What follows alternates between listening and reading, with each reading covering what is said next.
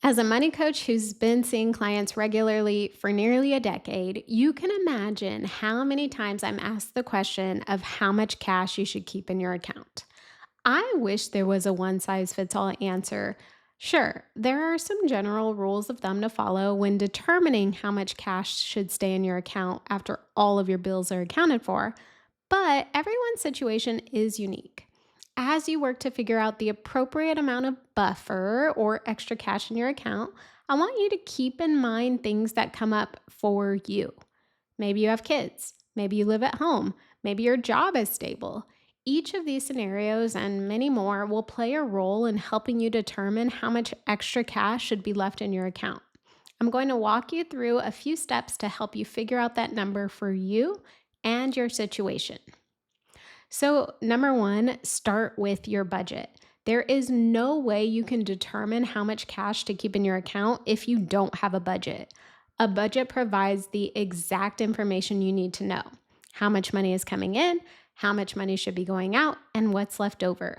Once you have that number, you can start to figure out how much extra should be left in the account. Now, because we don't want to keep too much money in our checking accounts, there's no real value to having extra money in there.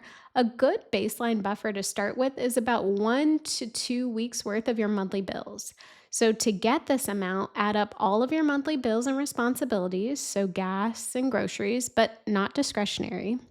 From there, divide that number by 4 to get 1 week's amount, or by 2 to get 2 weeks' amount. So, for example, if your monthly bills, groceries, and gas total 4,000, then 1,000 would be the account buffer to keep to the side if you were using 1 week's worth, and 2,000 would be the account buffer to keep aside if you were striving for 2 weeks' worth. This would give your monthly budget a nice cash cushion in case things come up.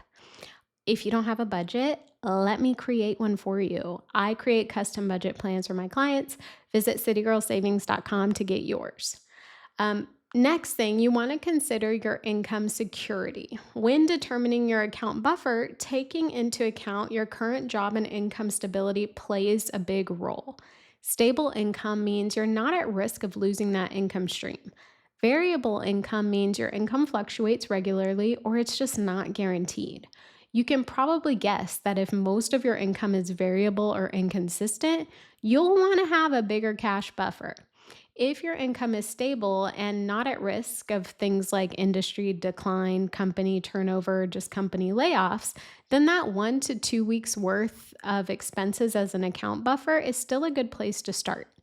If your income is unstable or inconsistent, your goal is to create an emergency cash buffer or an emergency fund.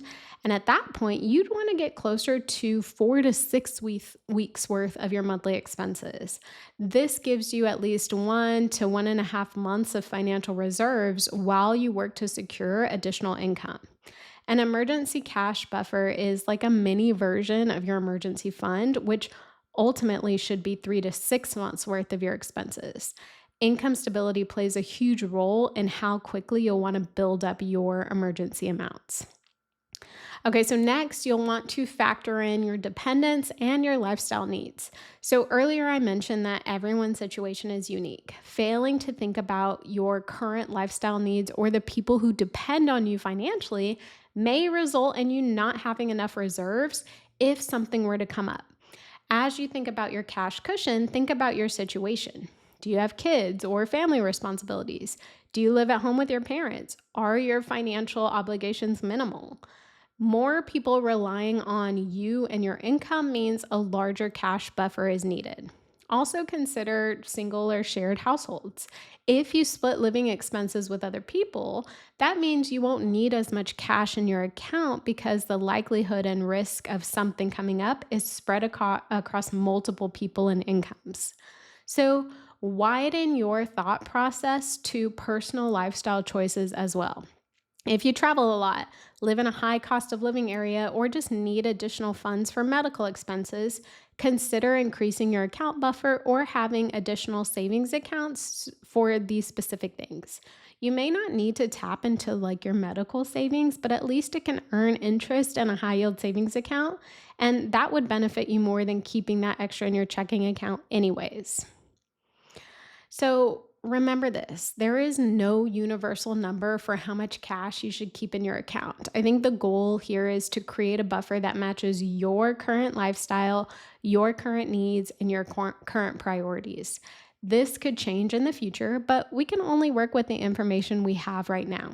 So take some time to review your budget, assess the stability of your current income streams, and evaluate your lifestyle priorities. And if you need help, please don't hesitate to reach out.